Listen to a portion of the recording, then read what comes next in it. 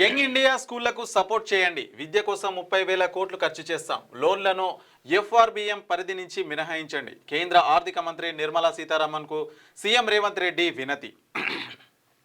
నిధుల సేకరణకు ప్రత్యేక కార్పొరేషన్ ఏర్పాటు చేస్తామని వెల్లడి. యంగ్ ఇండియా స్కూల్స్ మోడల్పై నిర్మలా ప్రశంస. స్పెషల్ కార్పొరేషన్ వివరాలు ఇవ్వాలని సూచన. కేంద్ర విద్యా మంత్రి ధర్మేంద్ర ప్రధాన్తోనూ సీఎం రేవంత్ రెడ్డి భేటీ. హైదరాబాద్లో ఐఐఎం ఏర్పాటు చేయాలని విజ్ఞప్తి.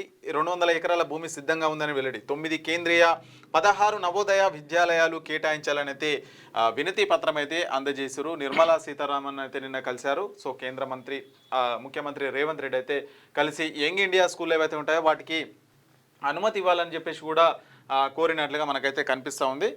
తెలంగాణలో విద్యాభివృద్ధి సహకారం అందించాలని కేంద్ర ప్రభుత్వాన్ని సీఎం రేవంత్ రెడ్డి కోరారు. ప్రభుత్వం ప్రతిష్టాత్మకంగా చేపడుతున్న యంగ్ ఇండియా ఇంటిగ్రేటెడ్ స్కూల్లో ఇతర ఎడ్యుకేషన్ ప్రాజెక్టులను తీసుకుని రుణాలను ఎఫ్ఆర్బిఎం పరిధి నుంచి మినహాయించాలని విజ్ఞప్తి చేశారు. రాష్ట్రానికి ఐఐఎం కేంద్రీయ నవోదయ విద్యాలయాన్ని కేటాయించాలని విన్నవించారు. ఈ మేరకు మంగళవారం పార్లమెంట్లో కేంద్ర ఆర్థిక మంత్రి నిర్మలా సీతారామన్, విద్యాశాఖ మంత్రి ధర్మేంద్ర ప్రధాన్తో సీఎం రేవంత్ రెడ్డి సమావేశం అయితే వినతి పత్రాలు అయితే అందజేసిరంట.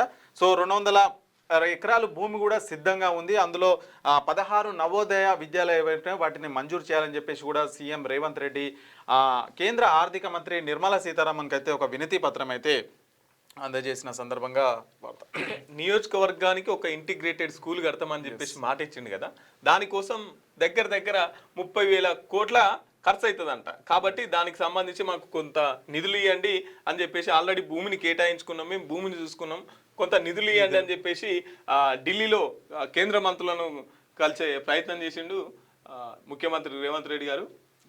మీకు వార్తలు రాయడం, విశ్లేషణ చేయడం వచ్చా? అన్యాయాన్ని ప్రశ్నించడం తెలుసా?